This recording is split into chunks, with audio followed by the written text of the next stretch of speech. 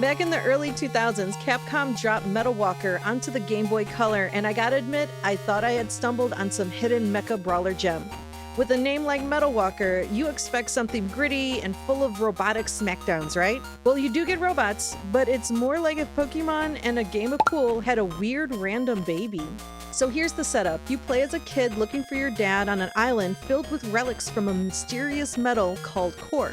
As you travel the island, you'll have a companion metalwalker who's your little BattleBot buddy that levels up and evolves based on core units. There are 3 types: land, marine, and sky. You can switch out orbs to give your bot new abilities. Some will let you smash rocks, one will let you cross water, and each one has different stats to tweak your strategy. Cool in theory, right? Now, the combat is where this game gets totally bonkers. It plays out on a top-down battlefield where instead of picking attacks from a menu, you'll launch your metalwalker into enemies billiard style. You'll bounce off walls, collide with opponents, trigger environmental hazards, and hope RNG Jesus is on your side. Each round, a handful of random items spawn on the field, some helpful, some annoying, and by the way, enemies can pick them up too, so it can get chaotic pretty fast.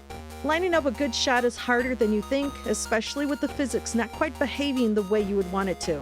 Add in the relentless encounter rate and you end up in constant fights that feel more like a chore than a challenge.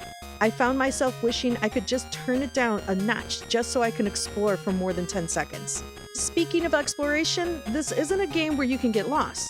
The NPCs give clear instructions on how to progress, and the descriptions of places are pretty spot on. There's a neat mechanic where you can analyze enemies mid-battle to get new parts, which is probably the closest thing this game has to catching Pokemon. I ended up using a GameFAQs guide because some of the fights were getting too punishing without a bit of extra help. And trust me, the guide made a big difference. There are cheats available if you have a Game Genie or Game Shark. I didn't use any because I really do enjoy leveling up. Visually, metalwalker is clean for a Game Boy Color title. The sprites are pretty sharp, and it all fits the sci-fi theme. The music was surprisingly great, with a large soundtrack you won't get bored with.